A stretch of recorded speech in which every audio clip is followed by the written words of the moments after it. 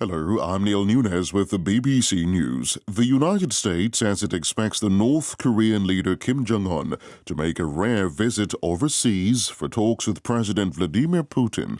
Officials in the Biden administration says Russia is hoping to acquire arms for its war in Ukraine. With more, here's our Washington correspondent Gary O'Donoghue. This is not the first time Russia has gone shopping for arms in the Ukraine war.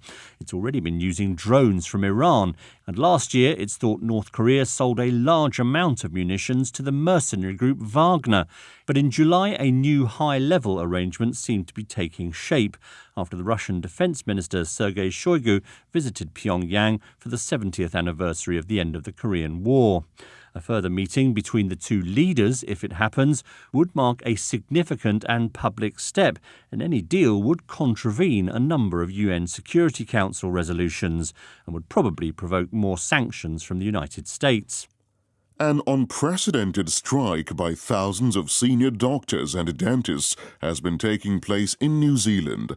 Unions are demanding wage increases in line with inflation. This report from Ben Lowings. New Zealand nurses, teachers and Defence Force workers recently reached pay settlements with government agencies. The industrial action comes less than 6 weeks from a general election. Another strike is due to take place next week, and there'll be another stoppage the week after. Public health has long been organised by local administrations in New Zealand. The Labour government recently created a national service modelled on Britain's NHS. The main opposition National Party wants to introduce reforms designed to stabilise the health sector's workforce, in particular to retain nurses.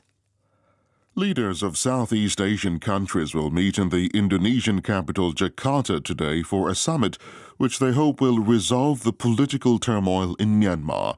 Ahead of the summit, Indonesia's foreign minister said the Association of Southeast Asian Nations, ASEAN, needed to find a peaceful and lasting solution in Myanmar. More now from our Asia-Pacific regional editor, Mickey Bristow. The Association of Southeast Asian Nations is not known for its effectiveness. After the military took power in Myanmar 2 years ago, it came up with a 5-point plan to end the violence there. But the Burmese army generals now in charge have largely ignored these proposals. Ahead of this latest summit, Indonesia's foreign minister said ASEAN must find a peaceful and lasting solution in Myanmar. Malaysia has called for strong measures against the Burmese generals. But other countries in the grouping, such as Cambodia, are more cautious. Consensus will be hard to find. World News from the BBC. Workers at two of Australia's biggest natural gas plants have announced plans to dramatically step up industrial action. Unions say a 2-week strike will start later this month if their demands for improved pay and job security aren't met. Hundreds of people have held a protest in North Macedonia over claims that staff at a state cancer hospital stole drugs to sell on the black market. Some of the protesters say their relatives died after being given placebo drugs. The hospital's director insisted that patients were safe. A judge in Brazil has given public schools in the state of São Paulo 48 hours to stop using new digital learning material that contains serious factual errors. Even before the mistakes were spotted, the program had come under strong criticism. Leonardo Russia has more details. The mistakes published in the e-learning books are so absurd that they have inspired jokes from comedians and TV hosts across Brazil in the past few weeks. The new material makes reference, for example, to the beaches of São Paulo, a landlocked city. It quotes unproven scientific information and gives the wrong answers to basic maths questions.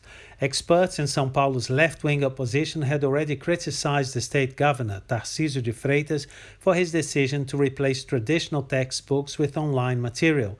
They said millions of children without access to the internet would be affected. A French rugby player who's been called up to represent his country at the World Cup has denied that he's racist. Bastien Charleroi is appealing against a suspended prison sentence for a racially motivated attack in 2020. While visiting the team on Monday, President Emmanuel Macron was heard telling the coach that he did not want the controversy getting out of hand. BBC World News.